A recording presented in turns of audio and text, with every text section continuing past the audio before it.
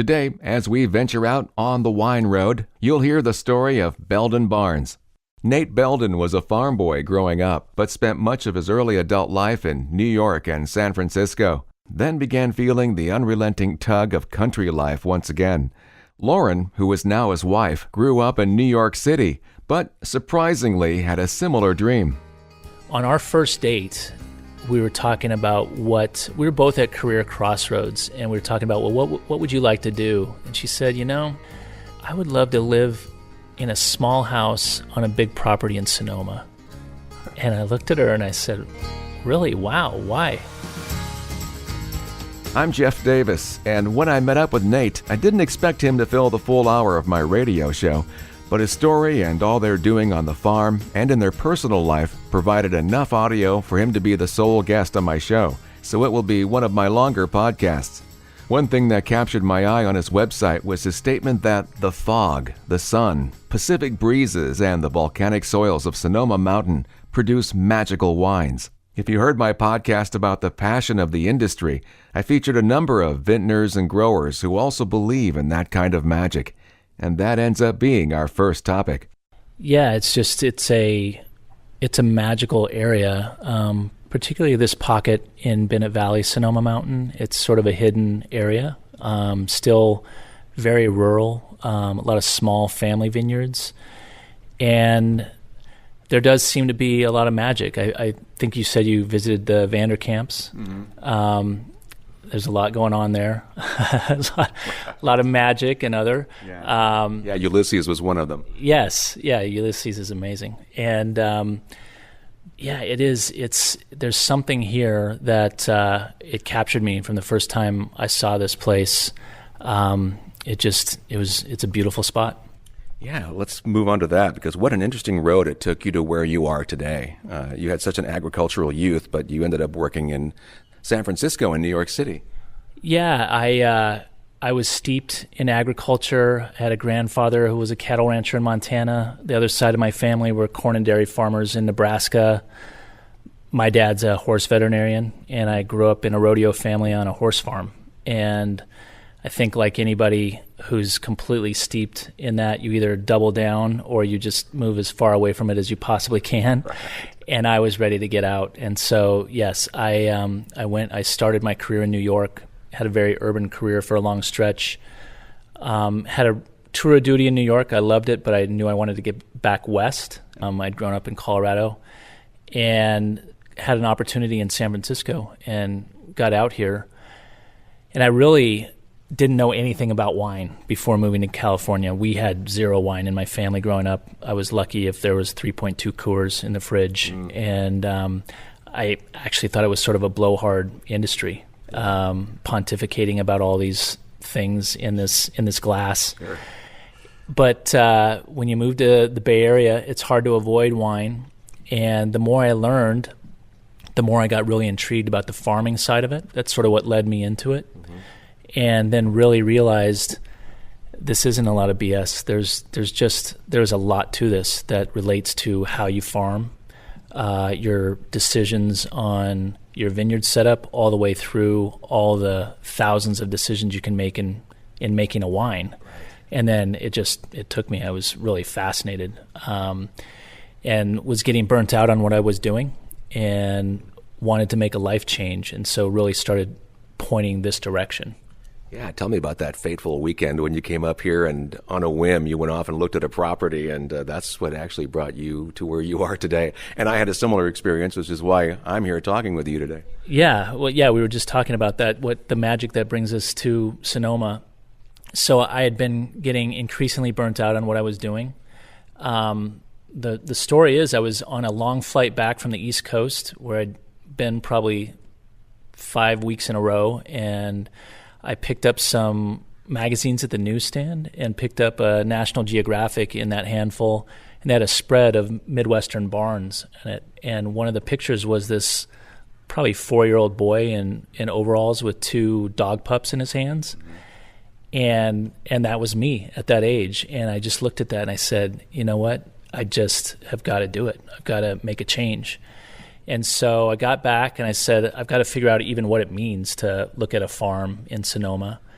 and went online and started looking at some farm listings. And this happened to be near the July 4th weekend. Had some friends we'd all rented a house. There were about 10 of us over in the Yountville area. And I saw the listing for this farm, and so I stole away to come look at it. And I just fell in love with it.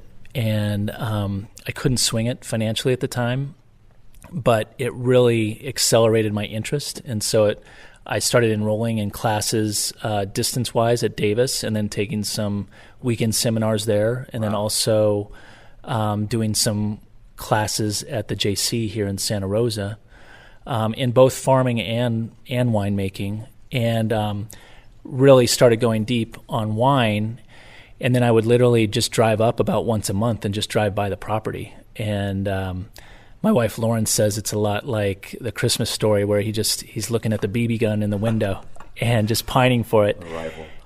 And so I did that for about a year, and I drove by one day and the for sale sign had gotten pulled, and it just really ripped at me. And I really realized at that point how much I wanted both the change and wanted it to be in this spot. And so I was pretty distraught. I got back home and I emailed the realtor and said, hey, it looks like you sold that property. I'm in a better position now. It wasn't really in that much of a better position, but I just realized I should have stretched a little bit. And I said, if something like that comes up, please contact me. I want to look at it. And she emailed me within an hour and said, this fell out of escrow today. So I don't know if that's true or not, but that was the story. Yeah. And she said, if you want to do something, it's time to do it. So then I got my ducks in a row and sort of went for it. That's crazy. What year was this?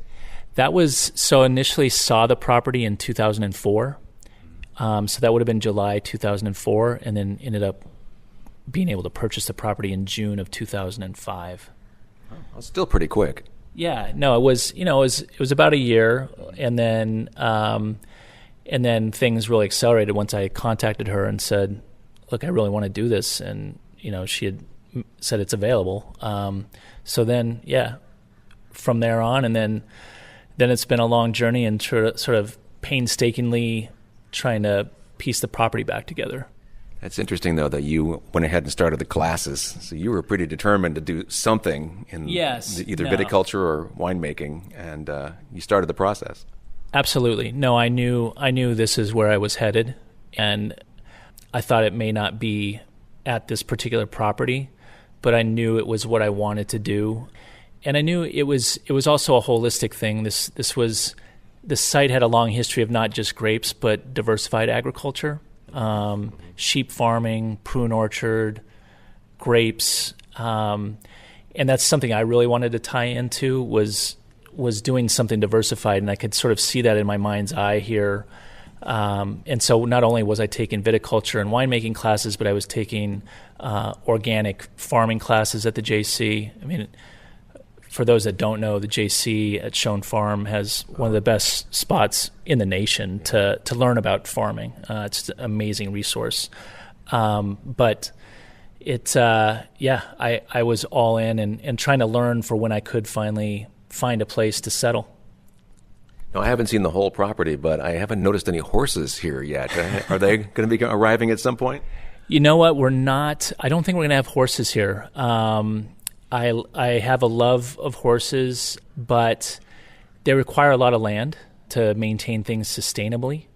They're a little tough on land in Sonoma, which gets so dry. Where I grew up, we had summer rain and could manage some pastures and keep things green. And we are definitely going to have animals. I'm sort of an all creatures great and small grown-up kid, and we will be bringing on some milk animals probably this fall. We're going to start with some cows, and then Lauren and I have had some pigs on site, and we're going to bring some pigs back and some chickens. Lauren's trying to talk me into some goats. I was allergic to milk when I was a kid, and so to have milk, I had to milk my own goat, and I think that was part of the reason. That and the fact that goats are really crafty animals, and when they get out, they know how to do some damage. It's not just little damage. They'll eat the fender of your car. So it's we're having a little bit of a couples discussion on goats or not, but there are definitely going to be some farm animals here shortly. Speaking of couples discussions, as you heard, Nate's wife, Lauren, was a city girl, having grown up in New York. She had a successful career in brand development and strategy with clients like Domino's Pizza, FedEx, and Chanel. So I had to ask Nate, how did she initially accept this idea of moving to a farm? It just worked. It makes me a little emotional, but on our first date, we were talking about we were both at career crossroads, and we were talking about, well, what would you like to do? And she said, I would love to live in a small house on a big property in Sonoma. Wow. And I looked at her and I said, really? Wow. Why? And Lauren had grown up in New York City, total city kid, but she would spend her summers on Martha's Vineyard, which is an island off of the coast of Massachusetts near Boston, and it's very rural. It's very similar, actually, to Sonoma in a way. There's a lot of sheep there, a lot of agriculture, and the whole feel up here in Sonoma really reminded her of that. And so she really had a love for Sonoma when we met. And then, she was really at the top of her game in brand strategy and innovation. She had helped open an office of a really creative firm here in San Francisco and was their head of creative. And she and I both sort of came together at the same point in our lives where we were just really contemplating, do we really want to go down this path further, or do we want to start something new? And we fell in love really quickly, and we were older when we met, and we wanted to start a family. And we both knew that we didn't want to raise a family having heavy careers, and felt like we wanted to really have something proprietary and do our own thing.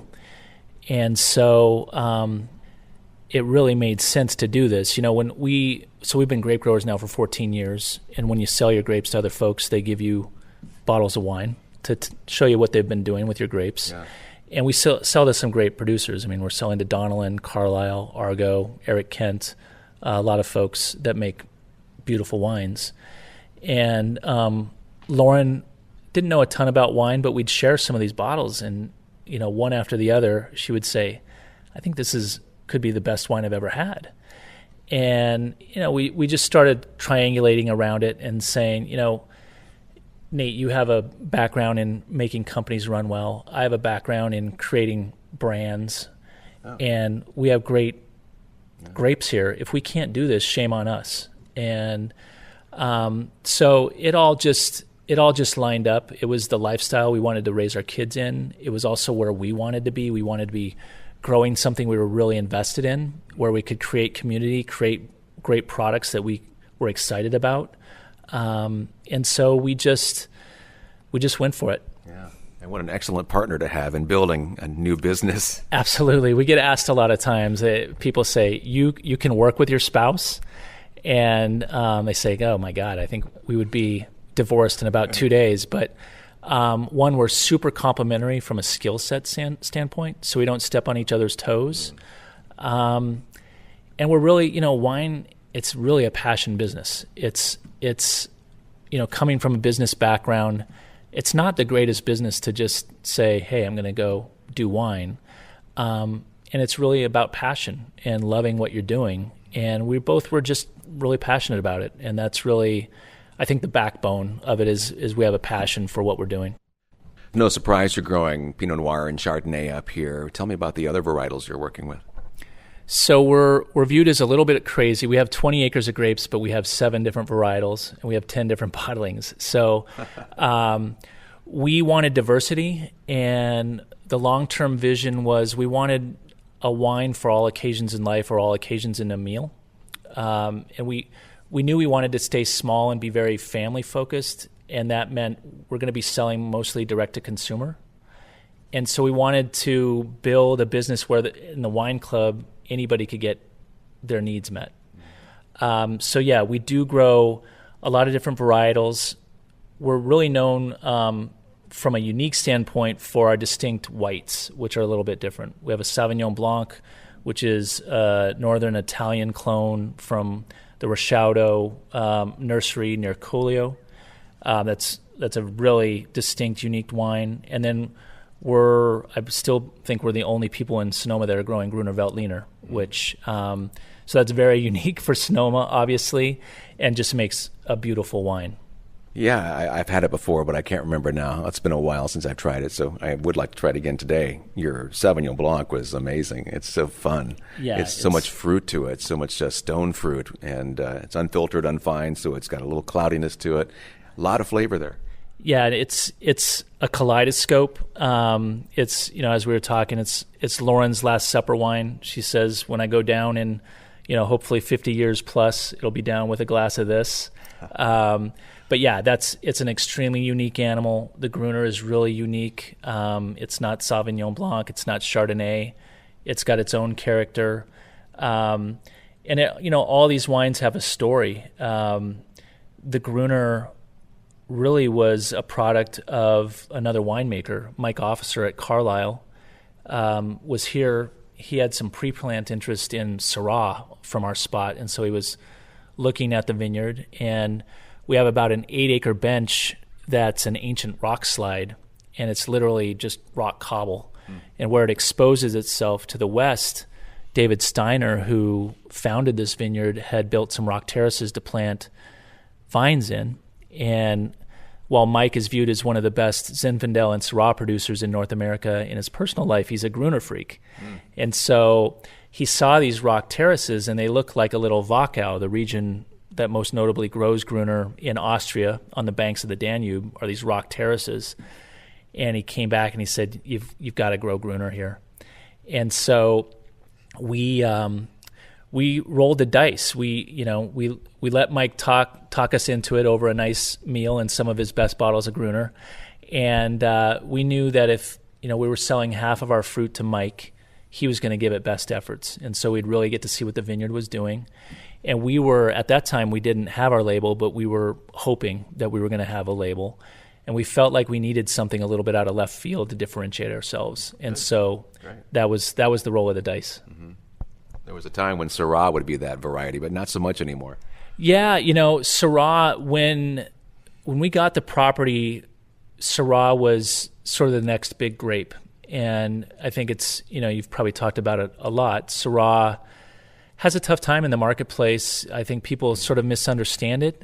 The one thing is, though, when they taste it, they love it. So it's really about communication, or just knowing the producers that are making it. There are a lot of different styles. Right, that's the thing. Whether you find the one that strikes your fancy, but there's so many different styles out there, there's likely to be one. Definitely. There's likely to be one. I mean, it's the same with Chardonnay, right? I mean, you have oaky butterballs, and you have austere sort of Chablis, and everything in between.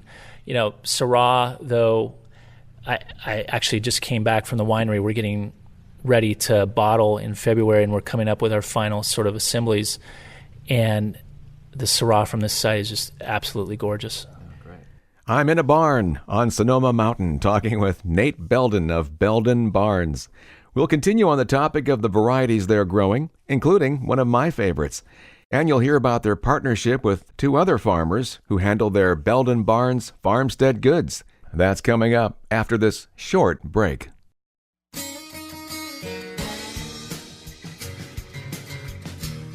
We're back on the Wine Road. I'm talking with Nate Belden of Belden Barns. We talked about some of the grapes they're growing in the last segment. Another variety is Grenache, which has become one of my favorites. And I asked if they were going to be bottling that one sometime soon. We are. Actually, this is sort of a just in. We just tasted the Grenache this morning for the first time. And we had made an experimental lot in 2015 that we loved, but it was only 44 cases.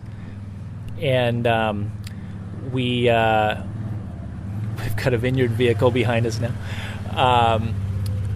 We just went with purchasing some big puncheons to make Grenache in this year, and tasted the 2018 this morning, and it is...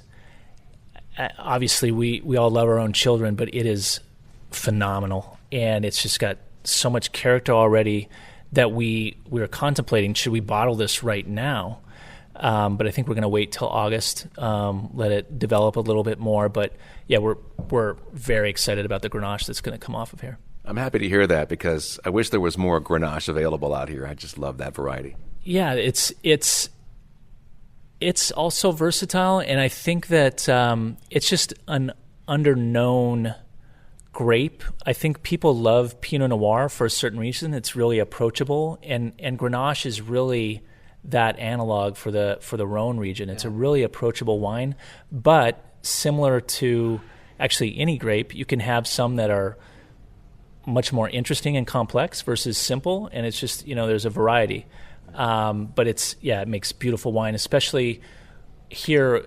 We're right on the edge of getting Grenache ripe, so it's a very cool climate representation of Grenache, which I think really adds some intensity to it. It's gorgeous. I'm with you. I love Grenache. Let's talk about the farmstead. That's another interesting idea you came up with here, something that you're offering that, from what I read, was part of your initial vision of doing something along those lines. Like I mentioned, when I found the spot, I not only was starting to revisit my roots and get educated in viticulture, but I really wanted to focus also on sustainable agriculture. I grew up around farming and realized how hard it is, and realized, particularly in Sonoma, with the land costs and the housing costs and, just the whole element here of trying to get something off the ground in Sonoma, that it was going to be tough for somebody. And so we really wanted diversity on our site, and sort of in the end wanted to give someone a shot who really was dedicated to small-scale, sustainable, traditional farming, vegetables and orchard. And so we made a farmers in residence type of program. And basically what that means is we provide some subsidized housing and then provide an allocation of acreage, access to our equipment, our irrigation water, and basically say, go for it. For us, what that's going to mean is that we get good use of the land, but we also provide long-term some really rich, immersive experiences for the folks that visit the site, because we really want people to get out, get into the field, get their hands dirty, understand their food a little bit better, and then enjoy it with some wine. So it's sort of a full circle, 365-degree approach to Sonoma agriculture. We want to reflect everything that Sonoma's good at. Right. And you hooked up with Jenny and Vince Trotter for this project. Absolutely. Another form of serendipity. We'd been thinking about this from the get-go, and we had some really close friends that we had talked to about it. And one of my wife's best friends was an art teacher at an elementary school, and her co-teacher's daughter was getting interested in farming. And so that was Jenny Trotter. And Jenny and Vince reached out, and they had a similar path. They'd gone on to different careers. They actually they were in New York, and decided to make a big life change and dedicate themselves to farming and small-scale sustainable farming, and came back to California, did various internships, and they were looking for a spot. And it was just a great fit from the get-go. They're great people, young family. They have a son, Evan, who's right between the ages of our two kids, Milo and Olivia, and they're natural educators. And so we love that. When someone approaches them in the field, they're really happy to spend time and explain what they're doing and educate folks. And so we love that about them. And we're super happy to be partnered with them. They've done amazing. They just, a really high-profile restaurant in San Francisco just yesterday signed up for a lot of their capacity this coming year. And so that's a great win for them. Just like we love seeing our wines on great wine lists, right. We really take a lot of pride that food grown on site is showing up in really great restaurants as well. Will that be presented as Belden Barns peas or what have you? It won't. We felt like we wanted this situation to be an opportunity for someone to get their feet under them and build their own business and possibly move on to bigger and better things if they do. So everything we do on the farm is Belden Barns. But for Jenny and Vince, we're letting them use their own brand name, which is Kibo Farm. Kibo is Little Wish in Japanese. And as you know, the wishing tree and sort of serendipity and big wishes is a big part of our brand.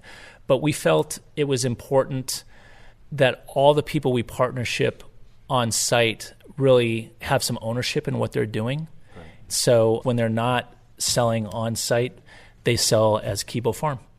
So in other words, if you're looking for winemakers or farmers, make sure you go to New York City, because you can tap into the resources there. Well, yeah. Well, you find a lot of people that realize their initial dreams may not have been the true path they were on. And I think New York allows you to realize that on a shorter fuse, maybe. Yeah, I can see that.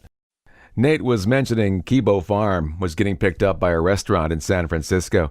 Well, Belden Barns wine can be found on respectable menus in San Francisco as well, like A16, a fantastic wine-driven restaurant in the Marina District, and 14 other San Francisco restaurants. In the North Bay, their wines are available at Spinster Sisters in Santa Rosa, the Glen Ellen Star in Glen Ellen, and in Healdsburg at Dry Creek Kitchen, Spoon Bar, and Valette. All highly respected restaurants. There are many more, too. You can see the full list and their offerings of farmstead goods that you can buy from their website at beldenbarns.com. In the last segment, he referred to his 2 kids, and I had to ask him about them because they have such interesting names.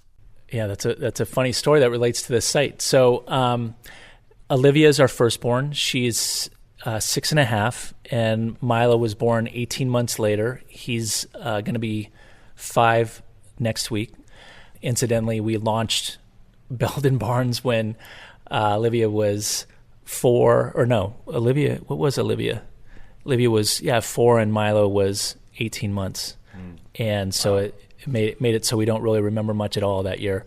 But threw a little more risk into the whole thing. Yeah. So Olivia is Olivia Bird Belden, and when I first met Lauren, we were both, as I said, we were both traveling a lot, and she was spending a lot of time on the East Coast, or we were passing in the night on planes, and one weekend I was staying out here in Sonoma. She hadn't been to the spot yet, and she said, "How are you sleeping?" I said, "Well, it'd be okay, but I've got these baby birds that are in a nest right above my bed that are waking me up at sunup." She said, "Oh my God, baby birds! I love baby birds. I've got to see them." And I said, "Well, I guess you're going to have to wake up here." And so fast forward a little bit, and she did stay. Unfortunately, by that time, when she woke up in the morning, she said, "Okay, I've got to see the baby birds." We went outside, and the nest was no longer there. So I immediately had a credibility problem until the next spring when there was another nest in that exact spot. So baby birds were always an inside joke. And when Lauren was pregnant with Olivia, we just joked that she finally had her own baby bird. And so Olivia's nickname is Birdie, and that's just sort of what stuck. Milo is... That's a middle name too, though? It's her middle name. Yeah. So it's Olivia Bird Belden. And then Milo is Milo Field Belden. And Milo is just a name that we both liked from the get-go. It's got some family connection back in Lauren's background. His middle name is Field because we wanted some nature involved in his name, much like Olivia's. Lauren's maiden name is Hirschfield, so we wanted to sort of grab onto that a little bit, and that's why they're named who they are. Well, speaking of children, I guess you guys are volunteering to improve the lives of orphans in Tanzania. Is that right?